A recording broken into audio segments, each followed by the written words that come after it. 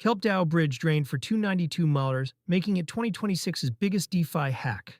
An attacker drained roughly 116,500 rsETH, about $292 million at published time prices, from KelpDAO's LayerZero powered bridge on April 18, 2026. The stolen tokens represent close to 18% of rsETH's circulating supply and make this the largest DeFi exploit of 2026 to date. ZachXBT was among the first to flag the incident publicly, and CoinDesk, DL News, and Crypto Briefing have since converged on the scale. How the drain worked, early analysis points to two linked failures. The first is a minting flaw in KelpDAO's rsETH contract that allowed the attacker to create tokens without corresponding backing. The second is the bridge itself, which relies on LayerZero to move rsETH across more than 20 networks. Once the attacker had improperly minted rsETH on one chain, the bridge treated it as legitimate and released real reserves on the other side. No official post-mortem from the KelpDAO team had been published at the time of writing. The attack vector remains a preliminary read pending formal confirmation from the protocol or a firm like PeckShield, Civers, or BlockSec. The Aave contamination. The damage did not stop at the bridge. The attacker moved stolen rsETH into Aave v3 and used it as collateral to borrow WETH. That turned a protocol-specific exploit into a systemic DeFi event, because Aave now holds rsETH collateral that is no longer backed one-to-one by the reserves it claims to represent.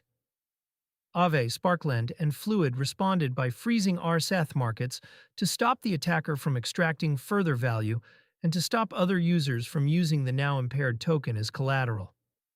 That freeze has a second effect. Borrowers with unrelated WETH positions on Aave have reported spiking utilization in the ETH pool, which pushes borrow rates higher and forces liquidation decisions on otherwise healthy positions.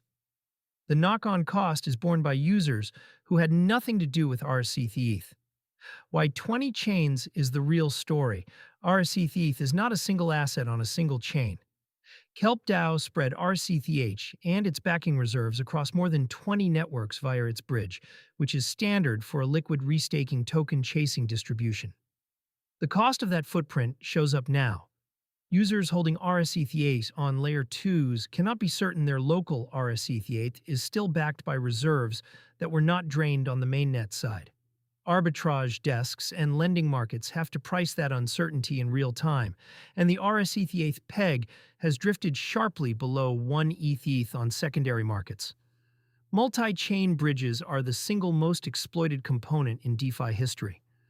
Ronin, Wormhole, Nomad, Multichain, Polynetwork, and Orbit each produce 9-figure losses, and the pattern usually involves a message verification or mint authority gap rather than a flaw in the base chain. A liquid restaking token grafted onto that pattern stacks restaking, bridging, and collateral reuse into a single attack surface. The April 18th drain is what that stack looks like when one layer gives. What users holding rsETH should actually do, the practical question most readers will have, is whether to exit rsETH immediately. A few observations. A large portion of rsETH liquidity is now effectively halted because Aave, SparkLend, and Fluid have frozen their markets. Attempting to sell rsETH into thin on-chain liquidity right now will crystallize a steep discount to ETH.